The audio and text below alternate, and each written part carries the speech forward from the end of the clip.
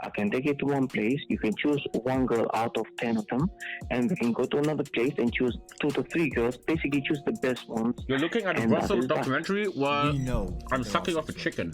What made this the story was really the fact that they were being trafficked and held against it. Favorite part of the chicken? The chicken leg. Come on, bro. You just take it, the drum roll. The customer base for these women stretches to famous footballers, politicians, and serious business tycoons in it. In my mind, the people that go to brothels are always like old men losers, or you know, the Habibis, me and the boys, the boys, you know? I never really thought about rich people and stuff, but that makes sense. This country. These women have to service men, and we're talking sometimes, you know, 30 men a night. That's a lot. 30 per night, man, dude. That's only half what your mom is. You know, 230 a week. These aren't just small operations. We're talking hundreds of millions of pounds. So much money involved, dude. In these affluent areas, and these women aren't seeing any of it. That's not okay, man. I'm Lucy Watson. And my mom doesn't even get paid. A correspondent for ITV News. Exposing the dark underbelly of society is something I feel very strongly about. I'm Tam Hussein. I'm an investigative journalist for ITV News. The night I got the story, we'd been out on an awards night and we stepped out of the taxi. And the first thing that happens is one of these guys comes up and says to me, "Look, man, do you want something?" Free drinks. Tommy's from me, it's a high class. This guy, of course, offered me drugs and sex. So I said to him, "Listen, man, what are you doing? What are you doing? Why are you doing this?" Turns out that he was very, very well educated. I think.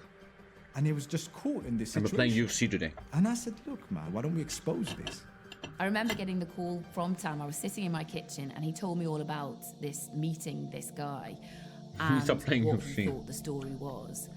He still plays a lot of Call of Duty, man. She's a console auto aimer. I was instantly excited by it. I wanted to expose it. I wanted to know more. After the guy approached Tam, but what are you exposing? Everybody knows that there's some shady shit happening to him over a number of in the red light district, right? So I started digging, and next they're gonna tell us that mostly East Europeans are working there and they get paid very shitty. Just map out these houses. Who the to fuck? get the footage Let's see. in the brothel, we had to, of course, go into one. The area where we discovered these brothels is probably one of the most affluent areas in London. It's one of the most no matter where you're from society, everybody wants to fuck, man. Rich or poor. You only need to drive down the street on any night of the week and there are Ferraris. It's the playground for the rich, the famous and royalty. We discovered in a very small area. Mayfair. Wait. I know London a bit. Famous and royalty. We discovered in a very that's pretty center. small area. That's pretty center, 15 to 20 brothels and at least 5 15 to 20 women brothels, in these brothels every single night. This is a very, very sophisticated network that goes all the way back to Eastern Europe and Albania.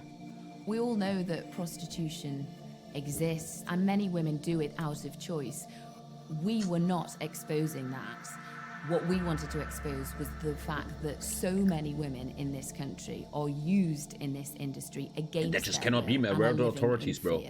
They train them until they are 18 in Romania, and then they sell them in the Western country. The world is so dark lately, man. I feel like it's the darkest time ever about news. They train women? How do you train a prostitute? That sounds fucking dark, man. Training them, and when they're 18, they go over. So it's not against the pedophile laws, you know? It's a fuck, man. And it's very difficult to help them when they are in your countries because they've been in this situation for 4 or 5 years. There is no other life they know. These girls were groomed from a very, very young age. They think they're going to have a great job. They'll send them to places like Amsterdam, London. But actually, you know, they go into prostitution because they have to pay this debt off. And that's also, look, I don't know shit. I obviously shouldn't have an opinion, but I always felt like, even if I want to go to a prostitute, even if I'm like, today I'm gonna get my dick sucked by a prostitute, shouldn't you have the moral intelligence to know that you should you should really be careful? Like, there's a high chance that that girl that sucks your pee-pee probably went through a lot of fucking dog shit, and now you're exploiting that. They're quite often held here under a debt bond. But do you think horny which is basically rich people and horny people care about morals? Yeah. Plane ticket, a ferry ticket.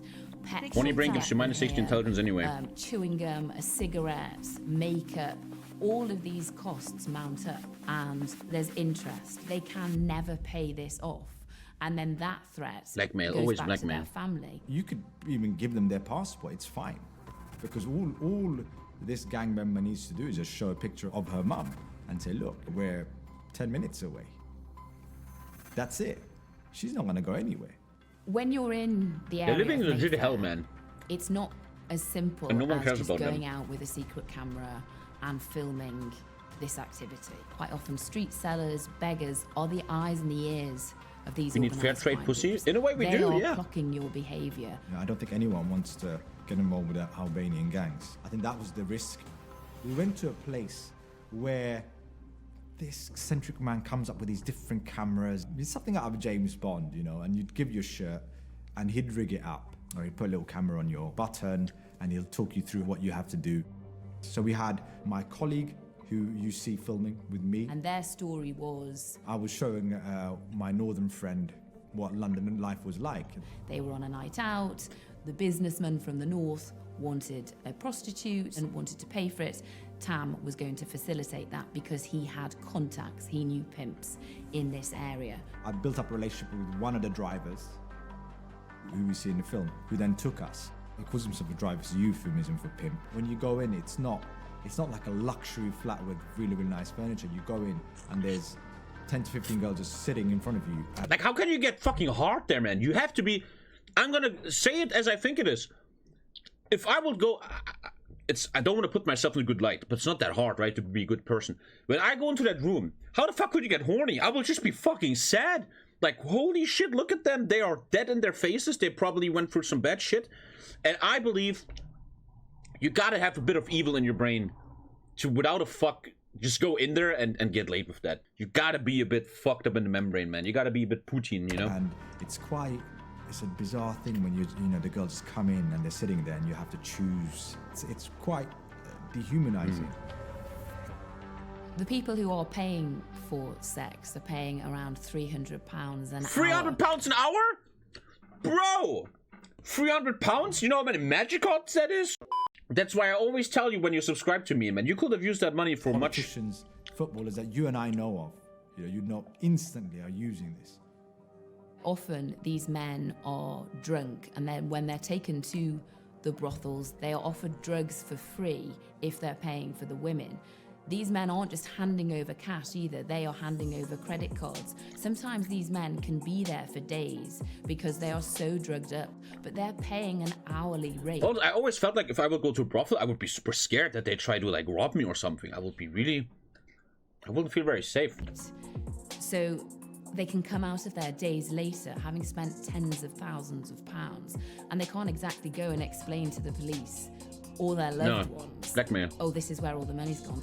I suppose the brazenness of the whole thing. So we've got, you know, being offered the girls, being offered the coke. Yeah, I devoured the chicken. And then when we go there, you've got the girl all lined up. We had the footage analysed, and there were clear indicators that these women were being held against their will. There was a woman who would sit in the corner of the room and she would be monitoring the women's behaviour. Maxwell over here, Out of the 5, we managed to determine that probably at least 3, maybe 4 were from Romania.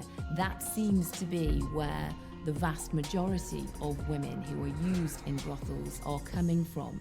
Romanians are the main European population that is being exploited in the UK. The promise of a better life turns into a nightmare. There's no way that they can go back home because there's this pressure and this shame. Then not only are you a failure in your eyes, but you're a failure in the community's eyes and the family's eyes. This investigation didn't just happen overnight. And dude, I know some of you guys will hate when I say this, but I really, in this regard, I really get feminism, man. This looks to me like a system where men massively exploit a women that women have, right? You're not gonna find this is probably 99.9% men that profit from this inhumane, horrifying system, man. It took nearly 6 months from Imagine when men we will first had that control their conversation. penises a bit more. So this story came out. Probably this wouldn't be that bad. In September. The purpose of doing an investigation like this is about increasing the public, the authorities' understanding of the situations that these women... I hope I'm wrong, but I sometimes feel like the authorities will never fix this. Because I might just be weird when I say this, but it seems to me that authorities are involved in this shit even. They make the side money, they get their bribes and shit, they get their dick sucked too. I think the authorities will never really do anything. Dude, 19 kids just got shot in the US. You think anything is gonna change, man? Thoughts and prayers, we're gonna do something, yeah, until the next shooting, man. Do your part for the next generation. To give them the tools in their brain to not become cunts like this. You know, you have to look at them as victims. They have to be believed. As a result of our investigation, it empowered the all-party parliamentary group to once again push the Home Secretary into the idea of criminalising the purchasing of sex and decriminalising the victims. The recent figures came out, you know, talking about that the situation remains dire. Even to this day, I'm still getting messages saying that, you know, we moved to a different address and that there's a party happening in Mayfair. So that's why when people say, has things changed? I think, well, maybe not, because I'm still getting these texts.